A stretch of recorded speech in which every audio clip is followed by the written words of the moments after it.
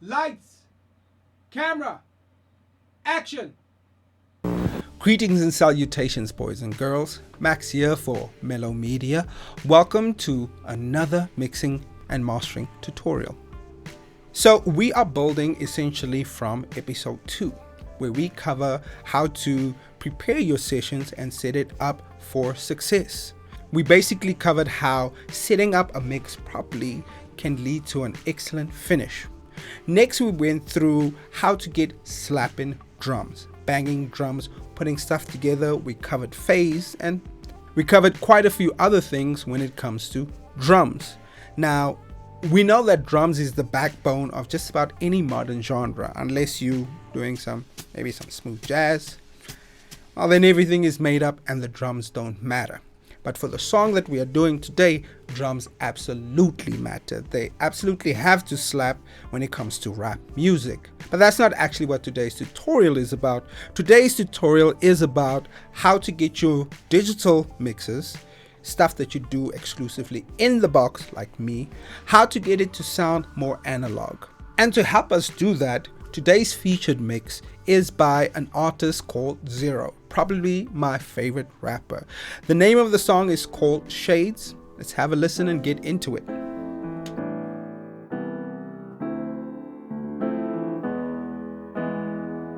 Lost in the shade. All my life I was told I should make money. No one ever really said what it takes from me. Never thought I should weigh what'll wait for me. How my peace in a way went away from me. All I see is what I'm aiming to make. Got the picture but the frame isn't great. When you book work but the payment is late. And the pain of the stakes when you made a mistake. Are your close friends when it's changing the snakes? And your loved ones throwing shade in your face. How you get judged by the shade of your race. Then you pick dates by the weight on the waist. Waiting to waste cause you're raised in a race that's been raising the rates of the rage you relay. Never liked songs that they played in the day. Till I got hurt and it made me relate. Shade me this way.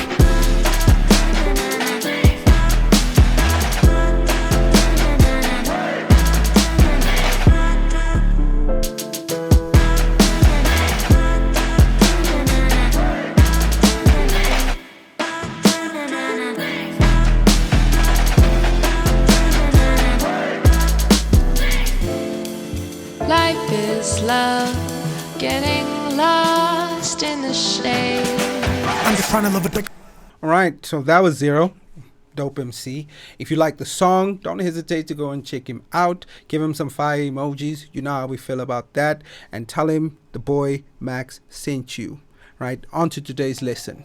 Now we are going to explore a number of ways to get your perfect digital recording to sound more like an analog masterpiece. We are going to go from the most basic concept to more complex concepts and possibly a more controversial concept. So this is where we're going to start. Level 1. So the first level is, if you want your song to sound like it was mixed on a specific console, you are inundated with options. You have SSL, you have Neve, you have API, you have Focusrite. All of these options are available to you right inside the box. It is like Tinder but for VSTs. Instead of swiping right, you just click left. The most legendary console of all of these is the 4000E. So what I'm going to do here is create a number of tracks and demonstrate. So let's just select a nebulous number of tracks, and kind of like a lot of the recordings I get, it's audio 1, audio 2 up until audio infinity. So I'm just going to select all of these tracks, and then I'm going to type in 4000 and load it. Taking a little bit, but there we go. Now I'm going to bring my mixer over here just so you guys can see, but I just loaded all of these 4000Es. Let's take the mixer back. So what then happens is, much like an analog console, back then they used to put each track on a different channel on the console, and that is what we are doing. When you put the 4000E emulation on every channel and every track in your session, you are essentially emulating what it would sound like if you mixed on this legendary console. And so you might ask, Max, why don't I just use the faders and the console or the mixer that comes with Cubase? And the simple answer is harmonics. Let's demonstrate. So when I open up my good friend Plugin Doctor and I have the 4000E ready, this is what we will see. But if you go to the other tab, the harmonics analysis, you will see these guys. So the basic concept of Plugin Doctor is that it generates a tone at 1000 hertz. And what you will have is some overtones or harmonics. And these are the harmonics associated with that 1000 hertz test tone. That means if you put this channel strip on every channel gets the harmonics, the source, the grit, that imperfectness that is perfect. And the difference between, let's say, this analog EQ and a digital EQ, let us demonstrate. So I'm just going to open up here and load one of my favorite guys, and my fingers are not working. Let me click left. Is the Kirchhoff EQ. So when I load the Kirchhoff EQ and we see the same thing here, we see that this 1000 hertz test tone generates no harmonics. But with the 4000E, we have harmonics. So when you EQ with a digital EQ, you are essentially getting a linear result. When I EQ with the 4000E, I am getting a non-linear result. I am essentially EQing with source, with color, with magic. And what you'll learn is that every module or component of the SSL carries a bit of color with it. So if we had to switch off the compressor, you see a harmonic disappear. Let's switch it back on. If we had to switch off the EQ, a harmonic disappears. And let's switch that back on. When I crank the input, the harmonics get more intense. This is just like adding more sauce, adding more sprinkles. That is what you are essentially doing. The Brainworks version of the 4000E also has this cool THD button, which just really cranks up all of that sauce even more. So as I demonstrated, and let us load Sculpt.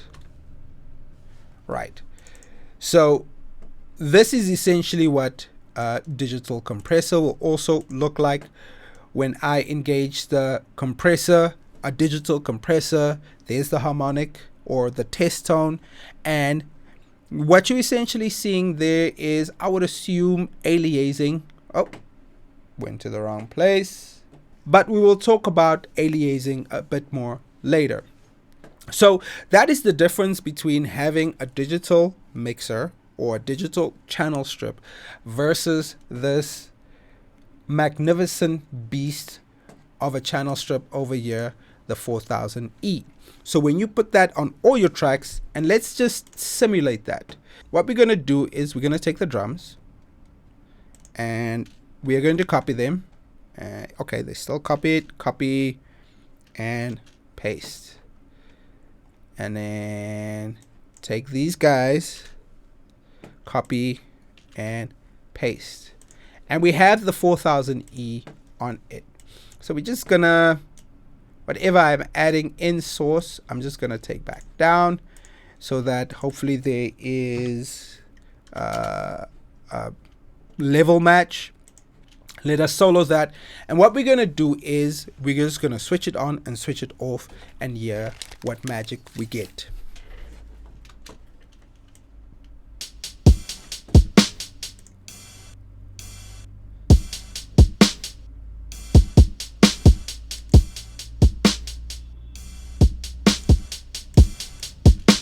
Okay, let's try and level match and see.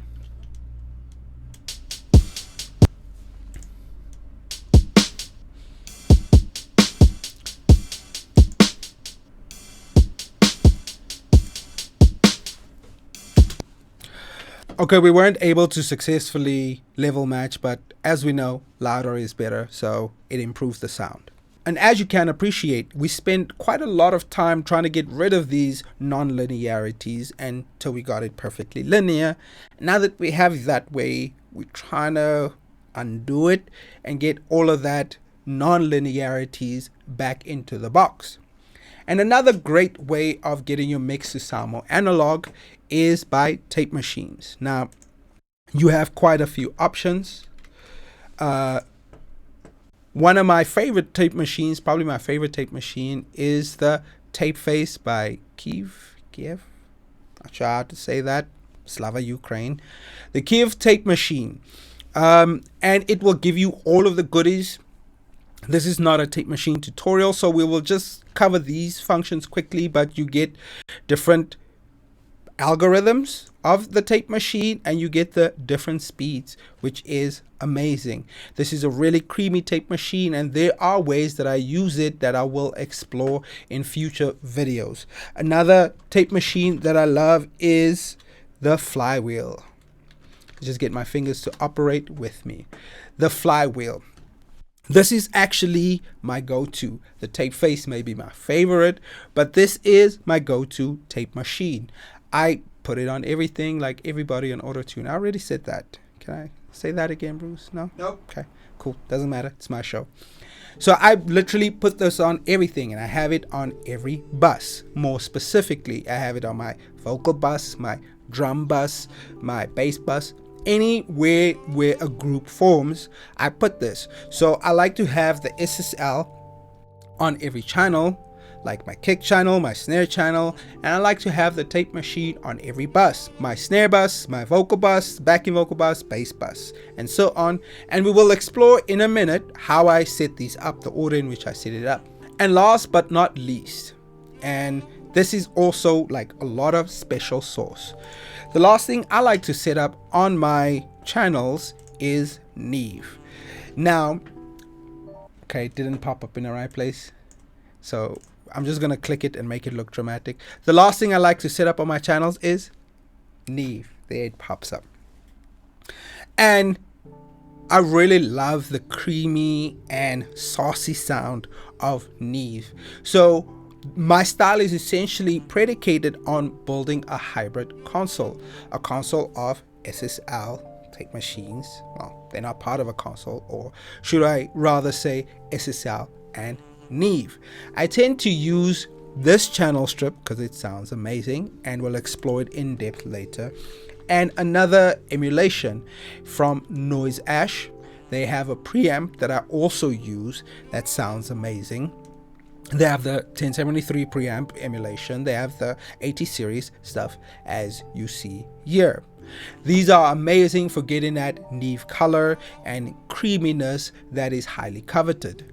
So what I'm going to do next is I'm just going to delete some of these and then leave some of it on at the same time. And we are just going to listen, like without them doing anything. We are just going to listen to what the drums have essentially become. Let's take some of that away. And yeah, that should be on 0.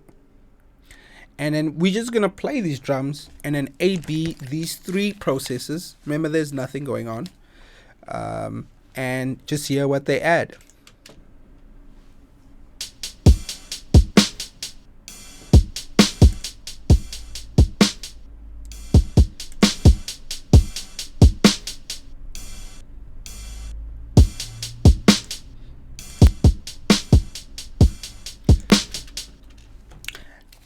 And don't worry about the level matching because louder is better. Remember that. Always remember that. Right, so we are going to delete these tracks over here. Boom. And we are actually going to get into how I use these guys in concert with each other. So, speaking of building a hybrid console, I have found that there is nothing for a 4000E on a kick or your bottom end in general. So on every bass or kick, I have this guy by default, and I boost in some lows and I boost in some of the things that I feel that the kick needs. In this regard, I felt that it just needed a bit of sub energy and it was already punchy. Right, and then what I do is I send that to the kick bus. And on the kick bus, I have this flywheel here to give me some sauce. And I have this need channel strip to add some more sauce. Well, preamp. So you're about to see a pattern emerge in that when we go to my snare, I have the 4000G. Like I said, I build a hybrid console, so it's more whatever suits the sound. And for me, I prefer the 4000G emulation on everything else. 4000E on kick and bass, and 4000G on everything else like snares, vocals, pianos, and so on. If I want something to sound warmer, more colorful, I tend to use the 4000E. So you might see it on hi-hats as well, and you might see it on some snares if that snare is really bright. And if I want something to sound longer, like there's sort of this extra octave of sound at the top and this nice sheen, I tend to use the 4000G and sometimes even the 9000J. So as I said, a pattern will start emerging. I have the 4000G on the snare, and then I send the snare to a snare bus. And you guessed it, we have the flywheel over there. We have a bit of Gullfoss, which is a digital EQ, and we'll get into that later.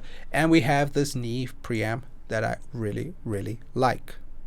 And lastly, if we go to the hi-hats here, you will see the same SSL.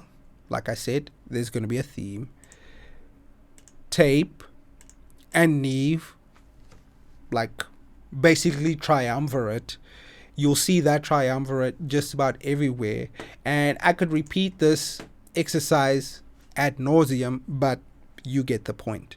Alright, boys and girls, that's where we're going to leave it this week. As with the drum tutorials, this went on a bit longer than I expected, but as I said, it is more value for your proverbial money. You are getting more information than I intended to give you. You're getting more awesomeness and more attractiveness for, in this context, there's no charge, save for you hitting the buttons on whichever platform you are seeing this. You know, Bruce and I just love the love. Next week, we will be covering probably one of my favorite concepts in mixing and sound engineering, which is soft clipping. This really changed my mixes for the better since I started implementing it. It was one of those special sauces that I was missing from my arsenal. Now, if you're looking forward to that, like I'm looking forward to it, don't be shy to hit that follow and that subscribe so you can be notified when that episode drops. As always, love what you do and do what you love. Peace. Right, cut. That's a wrap. Let's go home, guys.